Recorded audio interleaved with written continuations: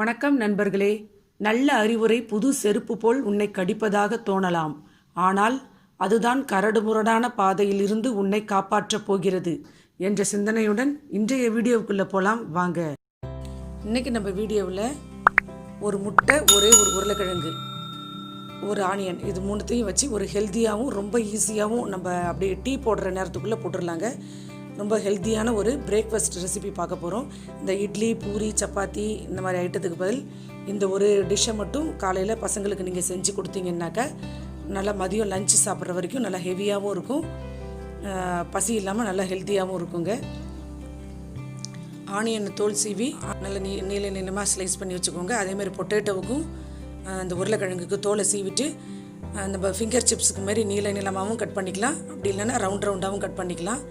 ரெண்டையும் கட் பண்ணிவிட்டு ஒரு பாத்திரத்தில் அதை வாணலில் ஒரு லைட்டாக எண்ணெய் விட்டுக்கிட்டால் போதும். எண்ணெய் விட்டுட்டு நம்ம கட் பண்ணி வச்சுருக்கிற அந்த பொட்டேட்டோவையும் ஆனியனும் அப்படி ஒரு லைட்டாக ஒரு ஃப்ரை பண்ணிக்கோங்க. அப்படி ஃப்ரை பண்ணும் பொழுதே அந்த ஆனியன், அந்த உருளைக்கிழங்குக்கு தேவையான உப்பு கொஞ்சம் போட்டுக்கோங்க, சால்ட்டு.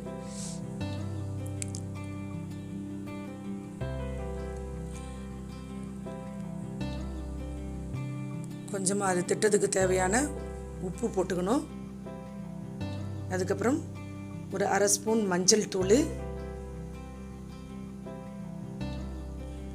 அப்புறம் மிளகுத்தூள். காரத்திற்கு அப்போ உங்களுக்கு எவ்வளோ காரம் தேவையோ அதுக்கு ஏற்ற மாதிரி மிளகுத்தூள். இது எல்லாத்தையும் நல்லா மிக்ஸ் பண்ணுற மாதிரி நல்லா கிளறி விட்டுட்டு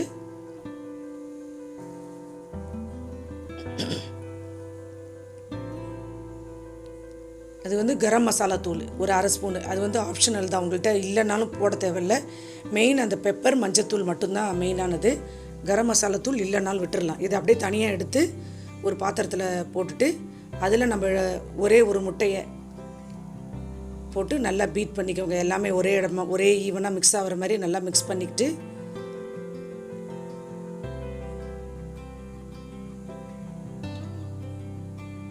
நம்ம சாதாரணமாக தோசை, சப்பாத்தி சுடுற அதே தோசை கல்லில், இரும்பு கல்லிலே லைட்டாக எண்ணெயை ஸ்ப்ரெட் பண்ணிவிட்டு நம்ம மிக்ஸ் பண்ணி வச்சுருக்கிற அந்த முட்டை, உருளைக்கிழங்கு, அந்த கலவையை, அந்த மிக்சரை நம்ம தோசை பரப்புற மாதிரி பரப்பி அப்படி சிம்மில் வச்சு மூடி திருப்பி போட்டிங்கன்னாக்கா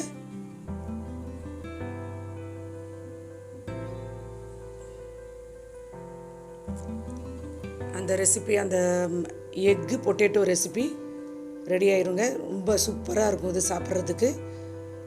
அந்த காரம், உப்பு, அந்த உருளைக்கிழங்கு இதெல்லாம் சேர்ந்து அப்படி இந்த ஒரு இது சாப்பிட்டாலே பசங்களுக்கு நல்லா ஹெல்த்தியாகவும் ஹெவியாகவும் இருக்கும். இந்த வீடியோ உங்களுக்கு பிடிச்சிருந்துச்சுனாக்கா லைக் பண்ணுங்கள், ஷேர் பண்ணுங்கள், கமெண்ட் பண்ணுங்கள். மறக்காமல் சப்ஸ்கிரைப் பண்ணி பக்கத்தில் இருக்க பெல் ஐக்கானை ப்ரெஸ் பண்ணுங்கள். நன்றி, வணக்கம்.